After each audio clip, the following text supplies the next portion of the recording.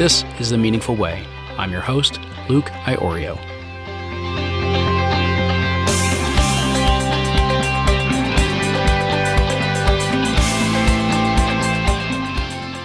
We talk about a lot of different topics on this show, and one of the things that I think we want to get into today, which we don't always get into, is how is it that we don't lose sight of what matters when things get really challenging?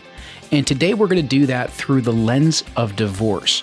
My guest today is Mark Banschick. He's a psychiatrist, child advocate, a retired expert witness in custody disputes, and he runs the Intelligent Divorce Project, which includes the Intelligent Divorce book, the series, the course, and it's geared to taking care of the needs of children and parents during the divorce process.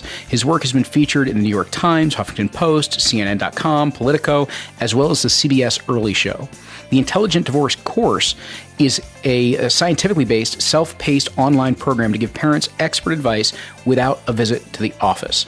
He's trying to save thousands of children from needless conflict, and at 60 years of age, 2 books and 35,000 readers a week on Psychology Today, he wants to cut to the essence of what is at stake and what parents can do.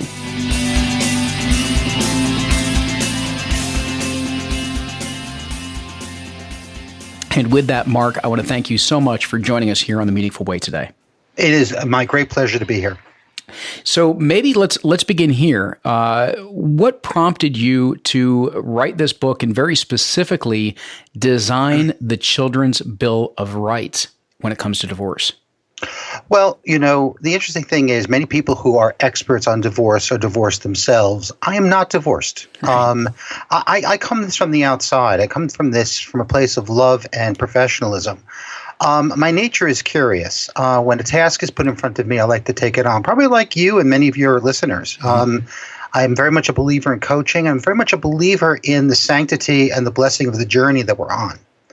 We are on a journey, all of us. All of us are on a journey. And so many, many years ago, judges approached me to be an expert witness in court. And my nature is very even-tempered. And I'm not pro-father. I'm not pro-mother. I am decidedly pro-child. Decidedly pro-child. They didn't ask for this divorce. The parents did. A very small minority of kids ask their parents for divorce, to have a divorce. Most of them, it's a major disruption. And I was in court doing custody evaluations, and it was just a bad scene. I mean, yeah. Luke, should I be deciding who has custody of their child? A stranger? What do you think about that position? Yeah, that's incredibly difficult. Yeah, it's incredibly difficult. And the fact that we have a society that creates that setting where and look, I'm an even-tempered, good psychiatrist, but the fact that I was actually there having to do this work seemed so abhorrent to me that I felt we had divorce backwards, that we were putting all these resources to the parents that were fighting over custody and difficulties. And we need to look at divorce more as a public health problem. In other words, 50% of the people are going to get divorced. We know that this is a naturalistic course of marriage. A radio host once asked me, he says, what's the major reason why people get divorced, right? So he wants to trick me, right? So the answer, of course, is, well, they're married, right? That's the major reason. Okay, Dr. Banschick, you got it. Okay, fine. The reality is that many, many marriages go south. We can talk about how marriages go south and how to save them. That's a very important topic. And frankly, as an expert in divorce, I'm also an expert in marriages that work. So what happened is I looked at divorce and I said, can we look at this as a public health problem? Can we see divorce as a naturalistic thing where we know how people are going to respond? We know the mistakes they're going to make before they make them. And can we teach them how to handle divorce better? Let me give you an example. Please. I'll give you an example. So I'll pick on a woman at this moment. I can pick on a guy too. Trust me. It's easy. Okay. So she's on the phone with her girlfriend, right? And she's angry at her husband or ex-husband because he's not supplying money timely. And that's not right. Okay, she's legitimately angry and she's saying all kinds of terrible things to her girlfriend. And she's in the kitchen, right? And normal scene. The door opens and in walks Sam. Sam is 6 years old, right? Sam's her son. Sam is going to the refrigerator to get some milk, maybe make some chocolate milk, whatever. And she has to make a decision in that moment. And this is the decision she makes. She says to her friend, Sam's father doesn't even love him. So I'll ask you a question, Luke. I'll ask you a question. Does she remember this the next day? Of course not. She was saying in the emotional heat. Right. Does Sam remember this the next day? Sure, it's something that's going to stick in his mind whether he knows it or not. Right, and this is damage that's done. Now these are the kinds of mistakes that people make every day. Now we could deconstruct it. She's angry with her ex. She wants Sam on her side. She feels it's unfair that's going on. She feels she's protecting her ex, in a way that's not right. But at the end of the day, it's not about her feelings or her husband's feelings. It's about Sam's innocence. Yeah. And so what I really believe as a child psychiatrist, and I have a train, by the way, nearby, so if you hear it, it's not like increased drama. The train's coming. We're not censoring you out. It was just a little atmosphere. Okay, this is my office. There's a nice train there. But what I really believe, Luke, is that when we bring children into this world, we owe them something special. It's called innocence. We owe them their innocence. The world is hard enough. And so parents have to protect their kids from all kinds of things so that they can grow up innocent. And when they go through divorce, many parents regress and act in ways that this woman did that can be destructive to the kids. And I believe that this is a teachable moment, that we can take people early on in the divorce process and actually show them through actors and animation and teaching, like how to actually do this right. So 30 years from now, the kids are fine and they feel proud of themselves. So let's do this. I want to, because there's a whole slew of things there. So I want to pick a few things out and pick drill down on a couple of things. I think, one of the things that struck me with the book, the Bill of Rights as it was presented in the book, was that so much of what is covered, yes, it's set in the context of divorce, but has applicability well beyond that, because what you're dealing with is relationships.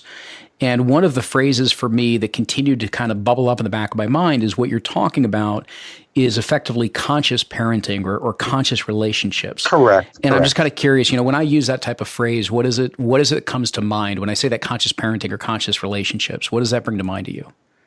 Well, look, you know what metacognition is? Mm-hmm. Okay, so metacognition is very important. The human being is one of the few creatures. Maybe whales can do this or dolphins. I have no idea. But I don't know. But we can actually think about our thinking. Yeah. So while I'm speaking to you, you can actually listen to me and then watch yourself while you're listening to me. Mm-hmm. And that capacity to metacognate gives you the capacity of choice. And that's consciousness. And when you parent, particularly parenting under stress, like in divorce, if you're conscious while you do it, there are chances that you can make the right decision. Example, Sam walks into the room. Let's do the scene again, right? The woman's on the phone and she's pissed at hell at Sam's father for good reasons, right? Mm-hmm. And instead of saying nasty things about Sam's dad, she changes the subject and she talks about something else. And that's a healing moment. And that's conscious parenting. It absolutely, it's this ability for all of us to be able to watch ourselves, to observe what it is that we're going on in the moment, and also to be able to observe the context of what is unfolding in front of us and to be able to respond to that, to be able to recognize what it is that's going on.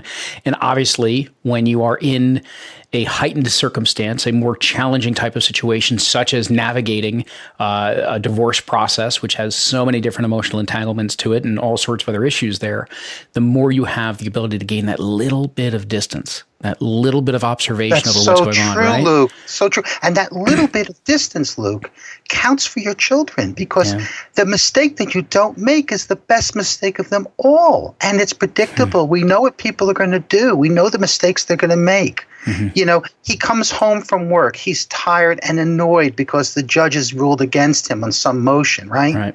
He sits down on the couch and his daughter comes in. He said, "Will you just watch TV with me?" She says, "I want to go upstairs. I want to talk to my friends. I need to text them or do whatever, WhatsApp, whatever." And he goes, "Please, I'm feeling depressed. You don't know what happened with your mom in court today." Yeah. Okay. Now, It's natural. People do this because the only one there is your little daughter. But the truth is, he can go to a therapist. He can go to a friend. He can go to his mother or father. He can go to his brother or sister. He needs to protect her innocence, and that's conscious parenting. I'm very impressed how you think about this, because I think you really get it. Well, and so actually, I want to go further into that, because I think this is one of the things that we also struggle with as parents, just as honestly human beings, when it comes to taking care of others around us. What is it that parents need to be keeping in mind in terms of how they keep their issues to themselves, and yet at the same time not running that risk of getting into complete stress, complete overwhelm, and just at some point it's going to boil over? So how do we manage that of how we share, how do we not share? I'll give a very concrete example. And then if I have time, I'll expand to the theory. Okay. If as you're talking, you see, I'm both pragmatic and a theorist. I call it Divorce Island. I feel like an anthropologist. I feel like Margaret Mead in Samoa. I feel like I really get divorce. Because it's an island where the rules are different and people behave differently and parents are no longer what they are, and the ex that you were married to is not the person you were married to, and you don't quite understand why. And these are all very interesting problems. Yeah. There is something called the intergenerational boundary. The intergenerational boundary, this is the theory, is the boundary between the parent generation and the child generation. Can you imagine that in your mind's eye? Absolutely. Okay, so there's a boundary between the parent generation and the child generation, and that boundary is maintained by the parents. Okay, and that boundary is there to provide the child with innocence. Now, children are delightful and impetuous and will try to break through that boundary a lot. They'll try to join, let's say in a marriage, they'll try to join with your wife, against you, or join with your husband against your wife, or poke up and try to be your friend, or try to become a professional lawyer and argue their case so they can get what they want. And our job as parents is hey man, I'm the parent and you're not. And when you're a parent one day, you'll parent the way you want, but these are the rules. And the kid may find that objectionable, but at a deep level, the protection involved is very dear. And that sometimes disappears in divorce. Now I'll give you an example of how that can apply that's meaningful. Okay? You probably have friends who've been divorced, right? I'm sure. Yep. Okay. And divorce is a death of sorts, right? Right. Do you understand how it's a death? Yeah. Okay. It's a death because it's a loss of something that you had, something precious, a wish for a family that would be there forever, that's now broken and has to be reconfigured in a new way, productive way, but still it's a loss. Okay, so you come home and one day you find yourself crying. You find yourself crying. You're the husband, you're the wife, the father, the mother, it doesn't matter who, and your kid sees you crying. Okay, and the kid says to you, "Why are you crying?" And your response is look, we're getting a divorce, the family's shifting, and I'm sad about it. Now, that's not a breaking of the generational boundary. That's real. That's modeling. There's some strength in that. Yeah. But, Luke, what happens if that goes on every day? I'd like your opinion about the difference between that going on every day as opposed to that going on once or twice. Yeah. What's the difference? Well, first, just before I get there, the first thing that you highlighted in terms of the way that somebody is able to talk about what they're feeling and where that sadness came from, what they also were relating it to was a bit of a bigger picture. And when they relate it to that bigger picture of what's really going on, what is the bigger sadness that is here, where is that sadness coming from, it creates a very, very different context. And it's almost, Correct. It makes it more permissible of why this is normal, why this is reasonable in terms of part of what your emotional processing is. Obviously, then what you're asking about right now is the difference between that happening occasionally versus happening all the time. It's such a very, very different environment around that child if it is going on over and over and over again, because that is where you're most likely going to see the difference between someone who is having moments where they do need to be able to process, they do need to be able to feel, versus what ultimately could be whether it's slipping into depression or slipping into certain patterns that are going to set an environment that is not necessarily going to be the best for that child. Right. So this is so key because and I like the way you framed it. I mean, you're really a very capable person, and I'm very happy to know you. I'm truly. But the tears are real, but they come from context. Yeah. And by having an identity with that context and being able to share it with your child, you normalize it. So the child doesn't feel that crying or sadness is abhorrent, is aberrant, is a problem. It's a normal process. And that's a teaching moment of strength, actually. If you do it again and again, then what that implies is that you're not protecting an intergenerational boundary, and now you're leaning on the kid, and you're not sufficiently getting the adult help that you need. Remember, intergenerational boundaries, that child needs to know that you're getting the help you need and not from him or from her. Otherwise, she or he, the child, will become a parentified child. A parentified child, by definition, and this is a problem of many people in the helping profession, whether they become life coaches or doctors or lawyers or social workers. Many of us in this profession were parentified children that were catapulted into the parent generation in order to make sure our parents were okay, so that in turn we could be taken care of, and that's not okay. Yeah. It's interesting when we go through these challenging circumstances and what you're describing here with divorce. I know it's another issue that you bring up through the course of the stories within the book, is this idea of over-identification is also connected to what you're talking about right now, because there's these moments that we lean on and create the parentification of our child, as it were, where we're leaning on them in ways that they shouldn't be leaned on. And another way that ultimately can also come out is the way that we over-identify. And I was hoping you could share a little bit about what we mean by over-identification, because again, I think this is not only relevant for those that are going through divorce, but we see this in a lot of ways in terms of how the parent and family relationship has really changed over the course of the last decades and beyond. Yeah. So I find that when I speak to experts on divorce, most of them are specialists in the dynamics between parents. The actual granulation of what goes on in the anthropology of the children in this process, I see a much smaller group of experts talking about. And actually, in my mind, and I don't mean to be harsh, they're the future. Yeah. They're the future. The parents, are transitioning to another life. There are many ways to transition productively. I teach about that in Intelligent Divorce. But during this transition process of divorce, the middle period of divorce, when things are still in flux, if you handle it right, your kid can come out fine. Now the over-identification is, and this is, I'm going to talk about a concept that's important. It's called regression. Have you heard that concept before, Luke? Absolutely. Okay, so regression is when a person drops down in functioning from one level to a lower level. Now, this is a key concept because almost everybody in divorce regresses. It's just the way it is. The transition is too dramatic. So people that are a little needy become very needy. People that are a little angry become very angry. People who are selfish become narcissistic. People who are narcissistic become antisocial. People who are aggressive can become violent. People that are despondent can become depressed. And so the person that you were married to actually isn't the person you're getting divorced from, ironically. It's really, when people say, this is not the person I was married to, the truth is it isn't the person you were married to. And 2 or 3 years from now, he or she probably will once again be the person you were married to, and you'll get along much better, but you don't want to make the mistakes. So during this regressed process, it's so easy to look at your child and put yourself in their shoes too much. An example, you're really pissed off at your ex-wife, okay? You think she's taking your money, you work so hard, you're not living that well, and you feel like your son must be angry at her too. And so you feel like you have to get him upset at your ex-wife, which is his mother. And this is not okay.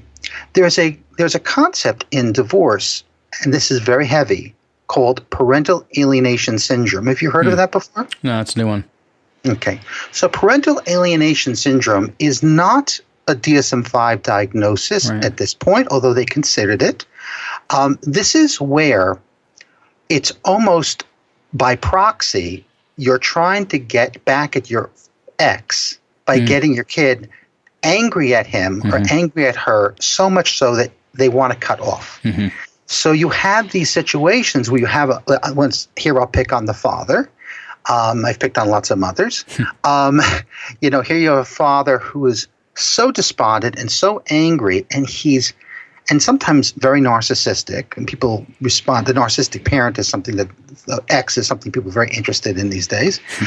And he's very good at positioning his ex-wife as having left them, exploited them, has been weak, and not should be taken seriously. And so he both positions his ex that way, and he sees his child as being in the position where he or she must also see the ex that way. And so parental alienation syndrome is a form of abuse. It's a form of child abuse in which you're essentially brainwashing your child to rip apart their ties to their other parent. That's both an over-identification with the child, and it's a brainwashing technique that unfortunately is more common than people realize. Sure. So there's a lot of things there, because I can certainly see how what you just described is also part of the back and forth power struggle. It's part of the way in which unfortunately children can get wrapped up within the divorce process because they're unintentionally effectively being manipulated to be used against one another. There's a lot of things that are going on, but what I wanted to connect to was what you're talking about in terms of regressing, because one of the things that comes up on this show is talking about how people have these various forms of stress reactions based on the severity of whatever it is that they might be going through in life. And when we have these stress reactions, when we regress, effectively what you're saying is that we're going down and regressing back to, and whatever's coming out is probably because we're regressing back to some basic need, a base level need that somehow has not been resolved or has been triggered once again. And that's where I think, going back and just tying a lot of these thoughts together here, it is so important for us to use our ability of metacognition to be able to recognize what's going on, so that when we're triggered and when we feel these things and we're trying to overcompensate or over-identify or anything like that, we recognize, where's that coming from? And in this instance, what you're describing is it's this need to feel safe. Even though it might be lashing out at somebody else, it might be to blame them or whatever. At the end of the day, we want to feel secure again.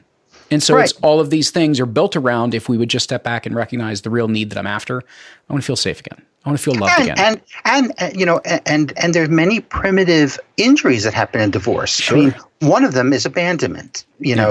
Another one is betrayal. And so betrayal, the experience of betrayal. I gave you the best years of my life, and this is what you do now. There's a powerful wish for revenge, and that wish for revenge can be so primitive that it can actually, you'll be willing to take a hit yourself in order to have your ex-wife or ex-husband suffer. You're willing to have your child suffer in order so that they should suffer. And this is the kind of thing I teach in my course, which is enough already. Let's calm down, okay? It's a divorce. It isn't fair. Life isn't fair. But you have these children, and they're precious, and you do love them, and you should love them more than you hate your ex. And let's teach you how to move forward. You can dislike your ex all you want.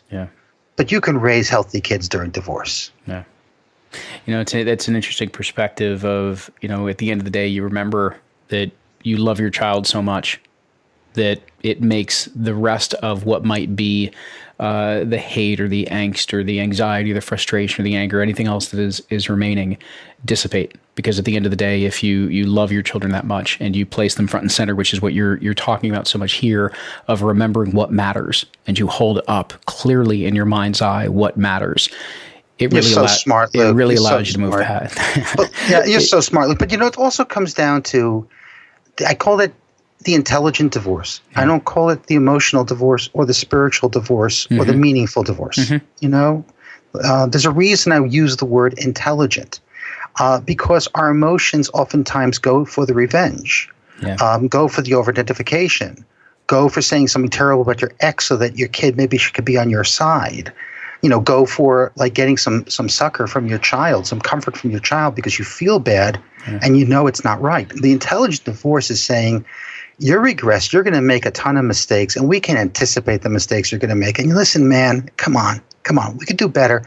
Take a look at what you could do. Let's do it intelligently. I'll give you an example from another area of life. Mm-hmm. Luke, you're probably a very good driver. I imagine you're a very good driver. Of course. You probably never got a speeding ticket. Never. But, somebody out there in your audience has gotten a speeding ticket, right?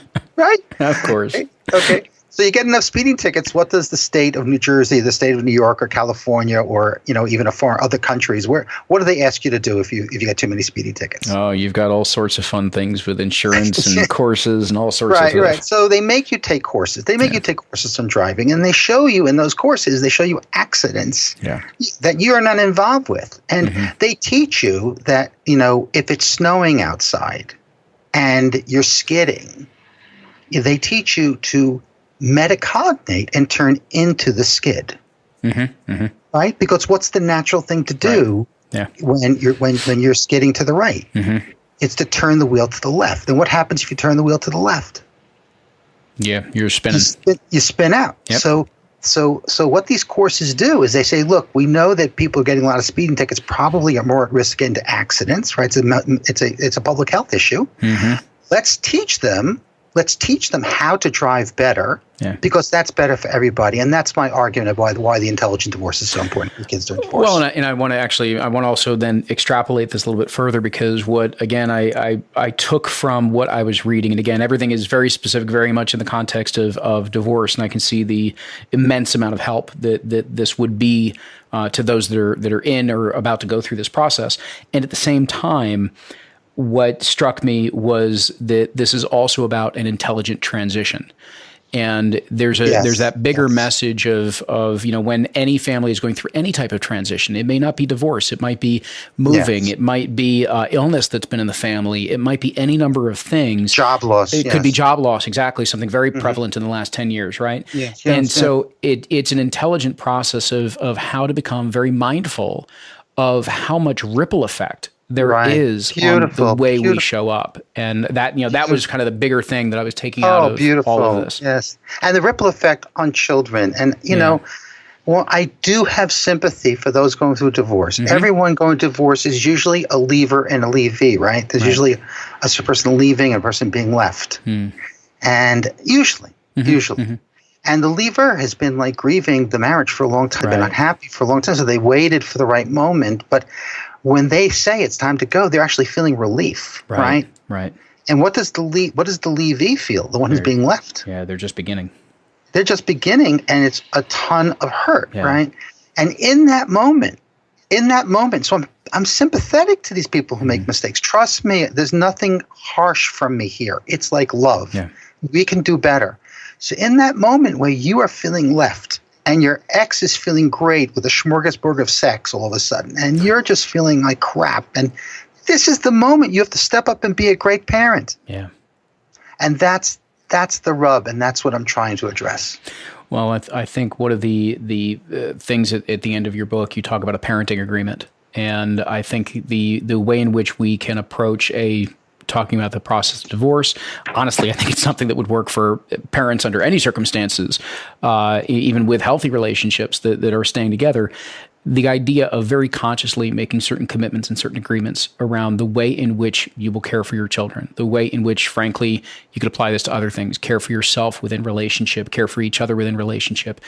It's a really intentional, conscious process that you're talking about here. Thank you. And I think, I did have an agent approach me to write a book on love, which I'm just starting. He said the divorce expert to write a book on love would be a road less traveled. And I'm actually starting, and maybe I'll share some of the chapters with you. But it is about, marriage. I kind of believe in our day and age, in 2017 going forward, that it's almost like we should re-up every 5 years and really look at the marriage and how's it going and what are we doing and what's going wrong, because there are elements about love that are inherently unstable in a monogamous relationship. It's not just the sex. No, it has to do with the person that loves you the most, who can make you feel great, is the very person who can hurt you the most. Sure. And as you said yourself, and I think you've done so much work, obviously tremendous work as in creating this institution and working with life coaches and moving forward. We oftentimes marry people in a kind of repetition compulsion. We oftentimes marry people that are mirrors of some injury that happened to us when we were younger, and unconsciously we marry them in the hope that this time it'll work out. Right. And then the pain gets recapitulated and we wonder why, and then we leave it only to do it again. And so conscious living, whether it's through divorce or through marriage or through dating, is a very wise thing. And I'm so happy that you're onto it, and I'm sure you're teaching your emerging coaches all about this. Thank you. And I again, you just touched on something, and then I know we need to begin to ramp up, but it reminds me of the old phrase of wherever you go, there you are. And what you're talking about is really truly to be able to understand, who you are, how you're showing up, recognize who you are in that relationship, and to be able to, when you do need to make that transition, you're making it in a very conscious way, because of how you can approach it. Yes, that book is actually written by Jon Kabat-Zinn. Exactly. And it may be the only book that I've given to people that has actually changed their lives. Because it's all about consciousness, and it's a great contribution. Yeah, all of his work is truly wonderful, and I do look forward to at some point being able to have a conversation on the new book that you are beginning to pen. And I will just loosely say I look forward to talking to you about intelligent love. Because that's where you're going with that. So, Mark, maybe let's just bring this. One of the things that I love to be able to do is that as we wrap up, and I do have guests such as yourself here, I love to just hear from you, your perspective from a personal level, where you are in life at this point. What is it that matters most to you at this point in your life and in your work, and how do you prioritize it? Meaning, how is it that you live what matters? Well, I just first want to invite those who are interested in my work with the intelligent divorce to take a look at the website. I do give away a free booklet and a free introduction to how to fight and win a fight between couples in ways that are productive. Now, look, since I was little, Luke, I have somehow just known that life is precious and short and sweet. We're not here forever, and there's an urgency to this life. And because I sense an urgency to life, I just see doors everywhere that I have to walk through. I walk through with my sons and my daughter, with my wife, with my elderly mother. And now she's really frail. I love her so much, and I'm there for her. And, you follow love, and you follow commitment and loyalty. You follow curiosity. You realize that there are doors everywhere in this life, everywhere. And they open, and you walk through the door, and then you see what's there, and you say, I like it or I don't. If you like it, you go forward, like this relationship you and I are creating right now. And if you don't like it, you close the door. But you know what? You just realize that this life is precious, and you grab it every day for what it is. And that's all I want to say. It's just a blessing that we should be here and enjoy this life. Mark, I want to appreciate all of the wisdom and insights that you've had to share with the listeners today, and thank you for being on The Meaningful Way. My pleasure. Thank you. For everybody, I think what we're talking about, again, the bigger picture of all of this is to know what it is that truly matters, to be able to use the precious time that we have here in a way that is very meaningful to you and meaningful in the way in which you want to connect and relate and give back and share with others. And I do love that sentiment of being able to explore what is behind all the doors and be curious about what's there and follow the ones that you're interested in, follow the ones that align to you. And it's okay to close some of the ones that don't. And so I hope you've taken a lot away from today's conversation and it's brought some new awareness, some intelligence, as it were, to some of the transitions that you might be navigating yourselves. And so until next time, as always, I wish that you will continue to enjoy the journey.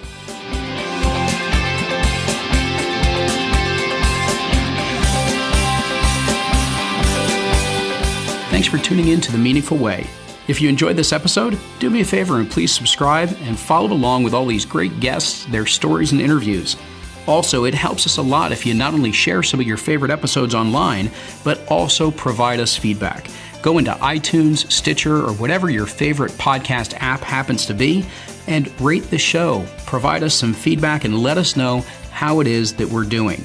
If you want to learn more about what we're up to, whether it be with the iPet Coach Training School, the Live, Lead, Play Network, or even just what's evolving with The Meaningful Way, go on and head on over to lukeiorio.com.